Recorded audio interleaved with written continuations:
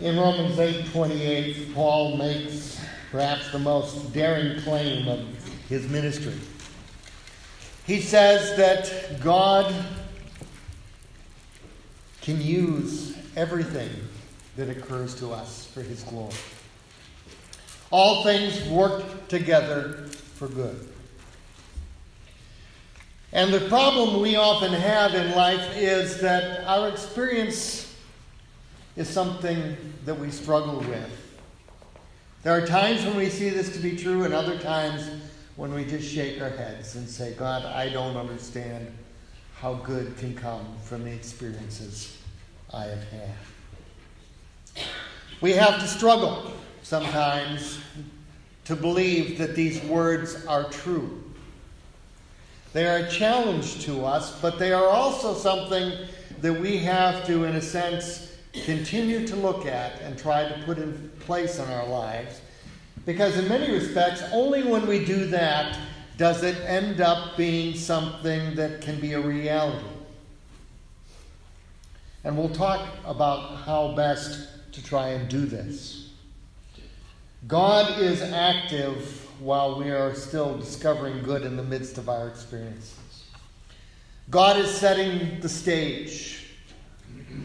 But part of our struggle is making sure that we act on God's provision and recognize God's provision.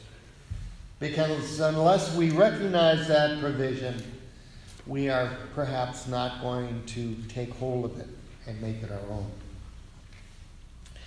God is not merely an intervener or a protector, but he's an active participant and partner in all the struggles and crises of our lives. God does not bestow pain on us. He doesn't send certain things along to purposely teach us a lesson. Sometimes it may seem that way. The fact is, God can use the ups and downs of life for our glory and for his. But we have to let him do that. God is a change agent. To use a catchy phrase that we've heard often, God can make differences in people's lives if we allow it to him. Now, we know very well that there are times in our lives in which we can see God doing this. A number of years ago, as some of the fires were going across Southern California, before they started getting so much rain that they didn't know what to do with it, there was a lot of wildfires, and there would be stories about people going back to their homes after just about everything was destroyed.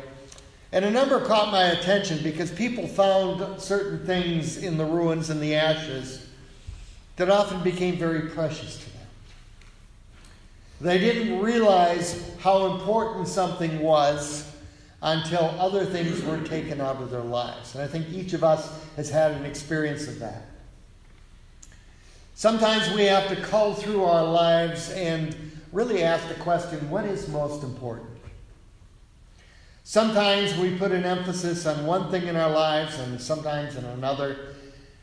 And then when certain things change, we begin to realize things we once put our trust in or thought was important really was not all that important. Without Paul's daring claim, we are left with no word of encouragement to those who suffer tragic human loss. Without the gift of God's help, many would be left with very poor alternatives like bitterness and despair and self-pity and cynicism and no faith. But the question remains for us, can we affirm Paul's claim? Can we believe that it is true for us and will be true for those who suffer far more than we? Can we say with voices of faith that in everything God works for good? As Jeff mentioned, there are times in our lives when, looking back, we realize that a lost job was in a way a blessing because something better came along the line. Sometimes we've discovered that romantic relationships that have crashed and burned Later on, we realized that it was good because the person we were attached to went on a downward slope, or we realized some of their priorities might have dragged us down. A time of illness might provide a time of perspective in our life, allowing us to take a look at the directions things are going. A personal failure can bring new compassion and humility to life. One of the interesting things about our collection of the food that we've had on our Lenten calendar is several of you have talked about how humbled they have been to take a look and realize how they were blessed. Just the way things were put on the calendar, realize how much you have and maybe how much we should be sharing with other people. In retrospect, many things that were traumatic at a particular time in our lives have proved to be opportunities for great good. All of us can give those personal examples, or we can think about those examples in the lives of other people. But they're not always easy for us to dredge up and remember when the going gets tough. We need to readily affirm that some things have worked for good, even those things that have brought us pain, and perhaps even some of the things that initially brought us the greatest harm have provided great gain. But Paul is even more daring in his assertion. He's not claiming only that some things have potential for good. He's saying all things. And that's quite a challenge. Can we look at all the things that have occurred in our lives and say that God could use even them? I appreciate the way the New English Bible translates this verse. It says, "In everything, as you know, God cooperates for good with those who love God." That's a rather bold statement. And we need to take hold of that, because there are many dark spots in our lives that God has to guard us through. Paul's not the only one to have said this, of course. But we have to ask the question in our lives, is he someone that we feel can speak to this issue? Has enough gone through his life to make him an authority on this? And all we have to do is take a look at 2 Corinthians chapter 11, 25 through 27, where he writes, "3 times I have been beaten with rods. Once I received a stoning. 3 times I was shipwrecked. For a night and a day I was adrift at sea, on frequent journeys, in danger from rivers, danger from bandits, danger from my own people, danger from Gentiles, danger in city, danger in wilderness, danger at sea, danger from false brothers and sisters, in toil and hardship, through many a sleepless night, hungry and thirsty, even without food, cold and naked." As we read through that, we say, yeah, I guess Paul can speak these words. He's experienced it. You know, sometimes people give us trite instructions or encouragements, and we have to be very careful that we don't use the passage in Scripture, Romans 8:28, in a trite way. All we can do is share how God has taken us through the difficulties of life. And all we can do in our own life is take a look at how God has led others, and at other times has led us through those difficult things. As I said, Paul's not the only one to have had that experience. I had us read from the 50th chapter of Genesis, because we have here Joseph saying these words to his brothers who had betrayed him and sold him into slavery. He had gone through experiences where people he thought were his friends forgot about him. When he tried to do the good thing in life, sometimes it came back and slapped him in the face. And when he had helped others, they didn't always help him in return, at least not as quickly as they promised. But he would say to his brothers, when others intended to do harm to me, God intended it for good. God did not throw Joseph into the pit. His brothers did. They're the ones who sold him into slavery. Others failed him. God didn't fail him. But when all was said and done, he was able, because of his life of faith, to look back and realize that at every step of the way, God had provided. Sometimes it seemed like a near thing. He sat in prison a very long time. Things weren't good. But yet, he realized that God took him step by step. And in exactly the right time, the right things were given to him to bring him through. Some of us have gone through difficult things in our lives. Maybe a painful divorce has now ended up in a happy second marriage. Personal tragedy has mobilized the love and support of family and friends, or, as I've said, maybe prolonged illness has offered time to sort things out and time to get our priorities in life straightened out. All of us need periods of time of pause. Times when we need to just stop doing the things we're doing and understand that maybe we're just going through the motions. Does God send those things to us? Most of the time, not. Most of the time, he just uses those bumps in the road. And sometimes they're not just bumps, they're potholes, and sometimes they're craters. But we're being told that God can use just about anything. What possible good can come out of the death of a premature baby, the miscarriage of justice, the abuse at the hand of a marriage partner or a lover?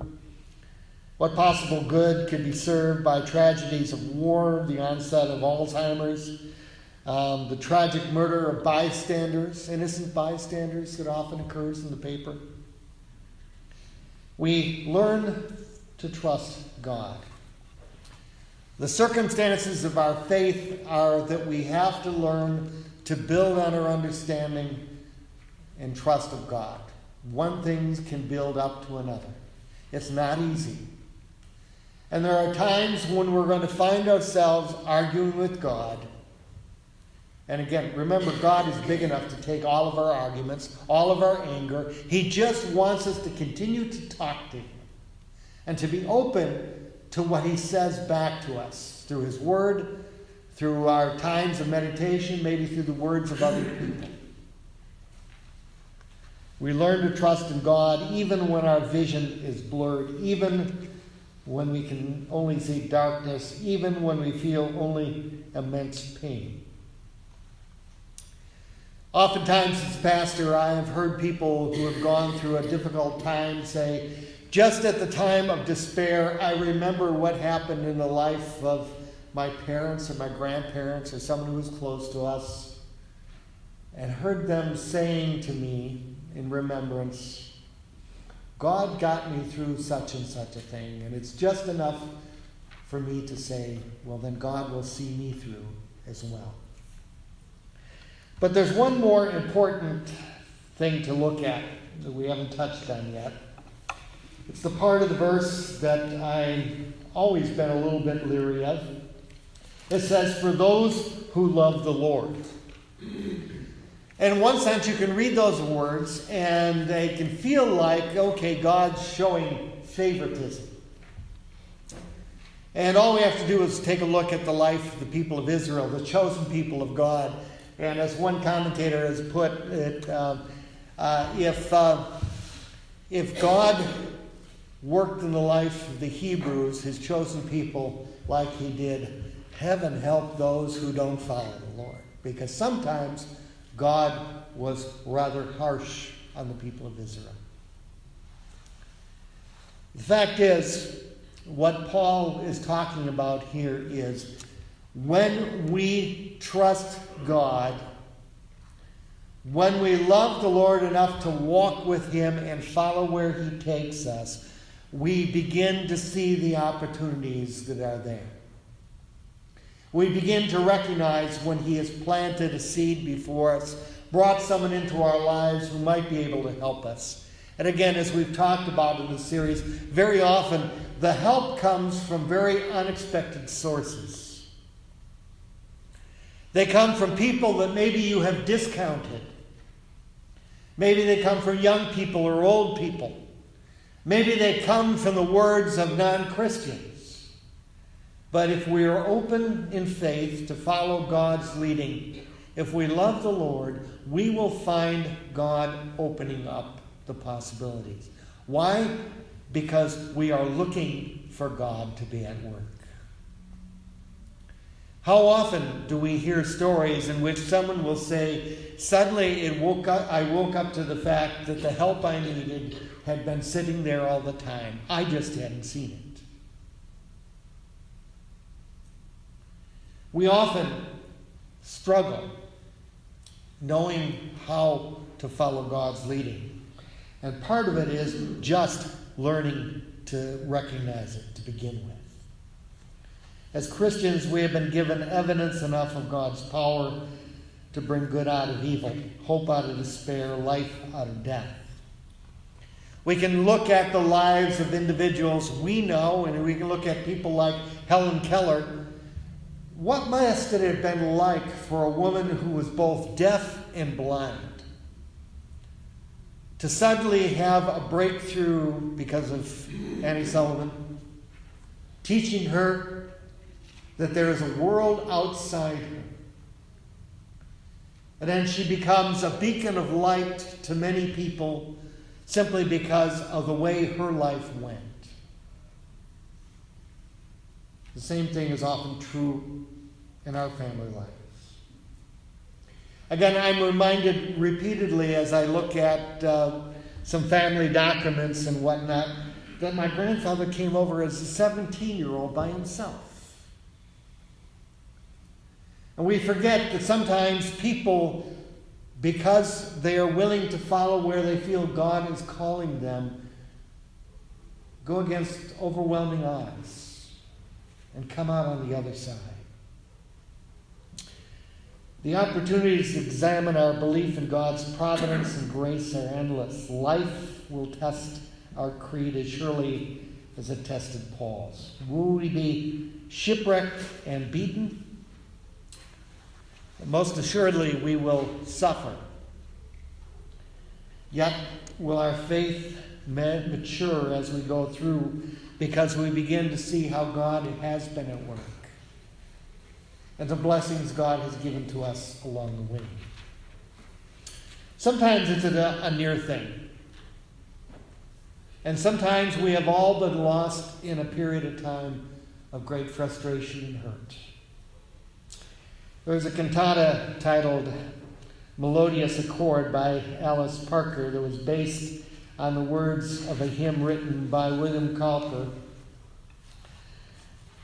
Various parts of it are made up of verses from a familiar hymn that he wrote.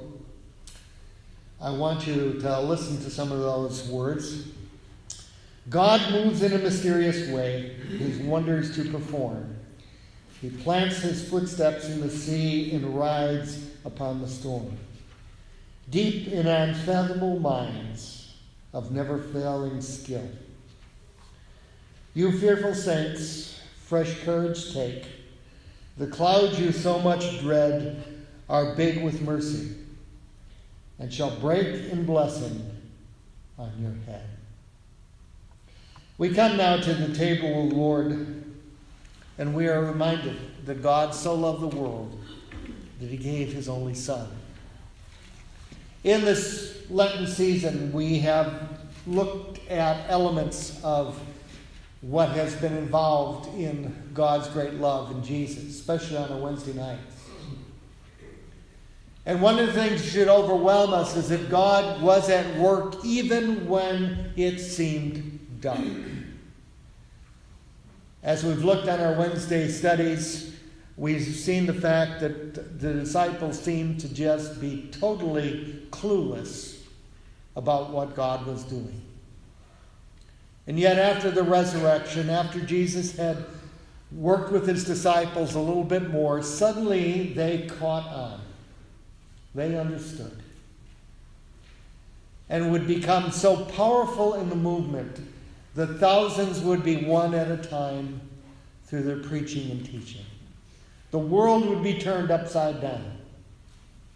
On Good Friday, that was absolutely not even a dream. And yet it happened all the same.